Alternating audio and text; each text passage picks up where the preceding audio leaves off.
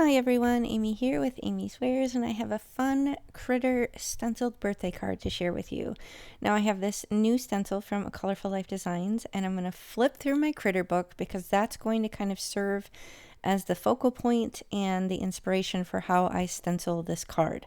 So sometimes I create a card with the background first and then figure out what sentiment and focal point I want to do later, but in this case I'm kind of letting the focal point decide the colors of the background. So I will link everything that I used if it's available in the video description box below if you expand and scroll down.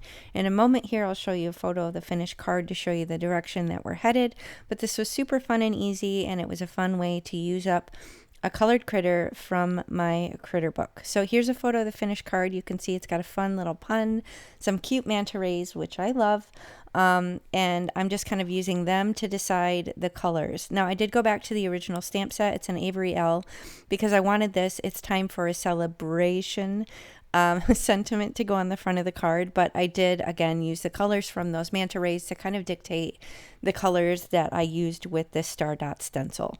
Now this is part of the October release. There's loads of new stencils, lots of kind of holiday inspired, but ones like this that you can use all year round. And I'm kind of going to these newer colors from 𝗂𝗄𝗄.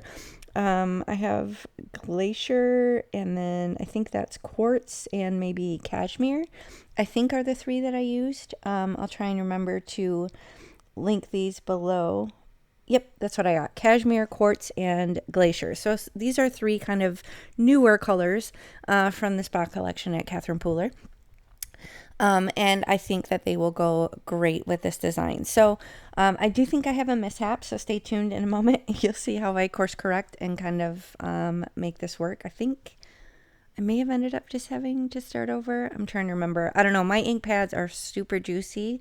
I recently went through and like re-inked all of them, and sometimes if you're not careful with pouncing off extra, you can kind of get up under the stencil, especially when you blend like a lumberjack like I did. So I don't think I was going to be able to recover from that. So yeah, I think I just cut it. Instead of using a card base, I just used the back side, cleaned the stencil, die cut a panel out of it with that cool deckled edge die. And then I just was a little bit more careful with my ink blending. I made sure I didn't have too much ink on my blending brush, and made sure that I had my stencil really held down by my sticky mat there, and then I kind of did the same thing again. So sometimes you can't course correct, sometimes you got to bend it, but at least I was able to use the other half of the card base, and I can use the back side of that paper as well and just kind of put it in my scrap bin. So here I want to decorate the edge of the card base. This is US A2 size, 4¼ inch by 5½. I do have it sandwiched in a piece of scrap paper here, and I'm just using some blending brushes just to lay down some residual color of the colors that I used, just so it'll match perfectly and give it some separation off of the background. So you can see here it's just a little bit of color around the edge, and then highlights that cool decorative edge. Now I'm figuring out placement. Oh, here, I was able to use the scrap right here. I didn't even need to put it in my scrap bin. So I'm going to freehand stamp this sentiment. Wish me luck. It doesn't always go well, but I'm going to put this down on a little stamping block and just stamp it freehand. I think I ended up using that Glacier color just so it wasn't so stark black and it would be a good match.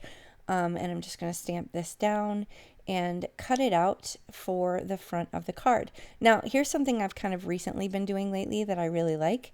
You just kind of pounce it down in the ink pad, and it gives it the look of a little super thin matting layer, and gives it separation off the background without having to go to the effort of cutting matting layers. So I absolutely loved doing that lately. I think it really adds a lot to what would otherwise be just a simple white sentiment strip. So I'm going to put everything together, pop some pieces up with foam tape from scrapbook.com, and now I'm figuring out what bling I want to use. I know I have loads of pink options. There's actually over 130 colors in the shop, and fun fact, you can use my coupon for that too. So you can use my coupon AmyFan10 for anything in the shop other than Master Creator Bundles. So be sure to use that at checkout if you shop at Colorful Life Designs, because then you'll save on your complete order. So I'm going to put this down in a smattering across the front of the card, and I use the satin light pink color, and that's going to finish the design. So thank you so much for spending time with me. I hope you enjoyed this. If you did, please hit the thumbs up. Be sure to check out the rest of the October release. There's loads of amazing stencils, and I'll see you in the next video. Thanks.